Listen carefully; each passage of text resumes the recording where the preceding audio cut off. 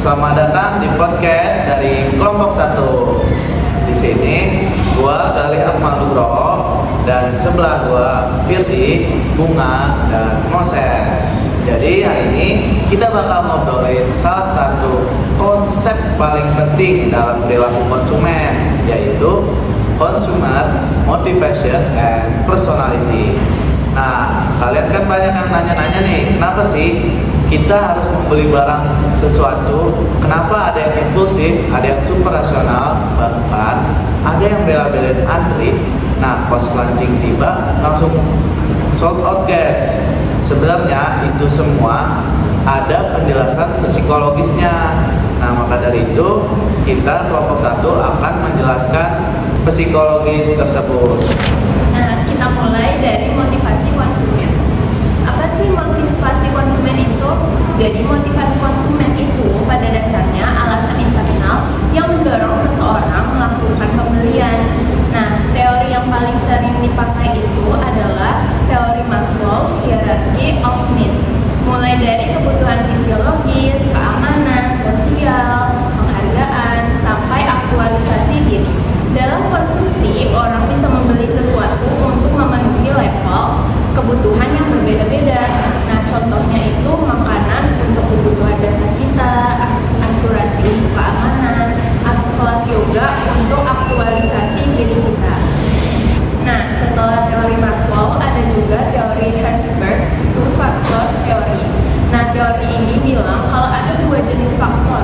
Yang pertama ada hygiene factors, yaitu hal-hal yang kalau nggak terpenuhi itu bisa bikin konsumennya kecewa. Lalu yang kedua ada motivators factors, yaitu hal yang benar-benar bikin konsumen tertarik dan merasa puas. Nah, misalnya itu seperti harga dan keamanan. Jadi harga dan keamanan itu termasuk ke hygiene factors, tapi pengalaman, kualitas, dan kebanggaan itu termasuk ke motivator factors. Dalam perilaku konsumen, keputusan pembelian itu bisa rasional dan bisa emosional loh. Nah, kalau rasional itu berarti konsumen menghitung harga, manfaat, atau nilai fungsi dari produk. Sedangkan emosional lebih ke perasaan bahagia, ingin validasi sosial, atau butuh pengalaman memorable. Nah, dua hal ini sering muncul bersamaan dan saling tarik-menarik. Menarik banget kan? Lalu ada konsep utilitas, yaitu nilai yang dirasakan konsumen terhadap sebuah produk. Nah, semakin tinggi utilitas subjektifnya, semakin besar motivasi membeli. Dan yang menarik, utilitas itu sifatnya personal. Produk yang bagi seseorang merasa worth it banget bisa jadi biasa aja buat orang lain. Nah, kepribadian juga berpengaruh besar dalam keputusan membeli. Freud membagi struktur kepribadian menjadi 3, yaitu id, dorongan impulsif yang maunya instan, ego yang realistis dan mempertimbangkan konsekuensi, superego yang terkait moral, norma, dan rasa bersalah. Dalam perilaku konsumsi, konflik id, ego, superego ini sering terlihat. Nah, misalnya ketika seorang pengen beli barang mahal, tapi di sisi lain merasa bersalah atau takut terlalu boros. Nah, kemudian ada right theory yang melihat kepribadian sebagai sifat yang stabil. Teori Big Five menjelaskan 5 dimensi utama, yaitu openness, yaitu suka hal baru, conscientiousness, teratur dan berhitung, extraversion, suka keramaian dan impulsif, agreeableness, mudah dipengaruhi, neurotisme, mudah cemas dan takut ketinggalan. 5 dimensi ini memengaruhi cara orang belanja, terutama terkait produk yang ada hubungannya dengan identitas.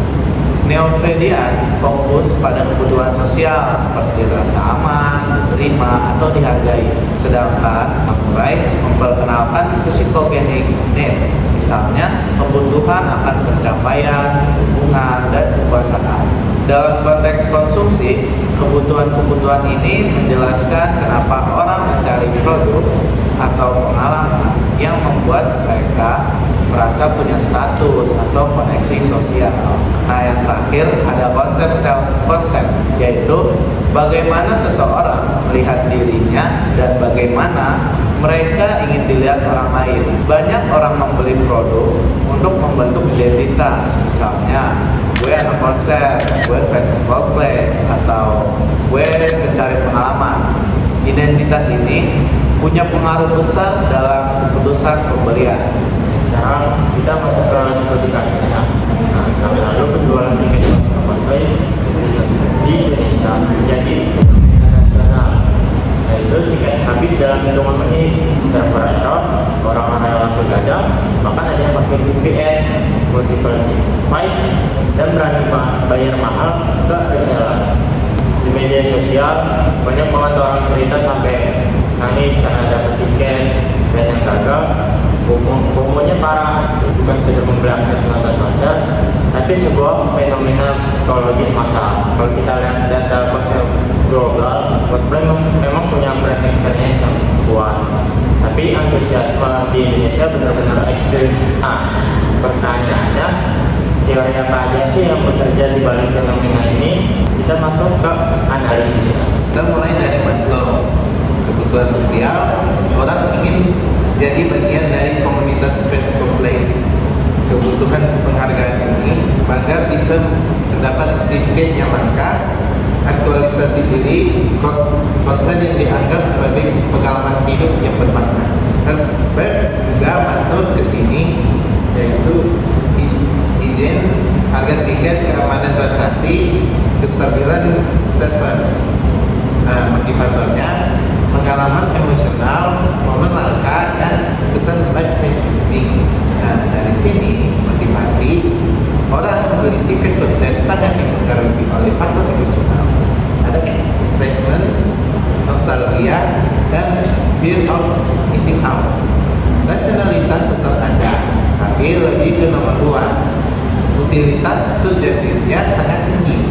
Orang merasa harga tiket layak dibeli adalah pengalaman dan status, bukan semata-mata kursi konser. Kemudian dari kepribadian, openness tinggi itu suka pengalaman yang baru. Extraversion itu konser dari ajang energi sosial. Erotisme, FOMO besar. Agreeableness, gampang ikut tren karena lingkungan. Nah, dari Freud juga terlihat jelas. Gue harus dapat tiket. Ego, oke, gue siapin budget dan device. Nah, seperti ego, tapi jangan boros. Tapi ini Coldplay. Dari Murray, kita bisa lihat kebutuhan affiliation, ingin masuk ke komunitas penonton Coldplay. Ada juga kebutuhan achievement, bangga bisa dapat tiket yang sangat sulit. Self-concept juga berperan.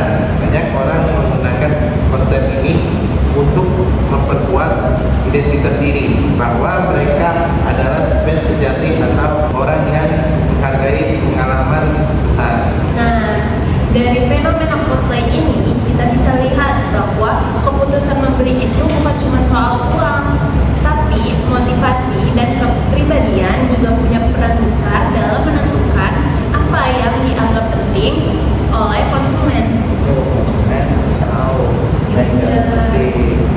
Nah, fenomena ini juga menunjukkan betapa kuatnya pengaruh emosi, identitas, dan kebutuhan sosial dalam keputusan pembelian asal. Dan sebagai pemasar, memahami motivasi dan kepribadian membantu kita menciptakan pengalaman yang lebih relevan, lebih emosional, dan lebih bermakna bagi konsumen. Nah, itu dia guys, teori-teori dari perilaku konsumen, dari motivasi dan personality konsumen.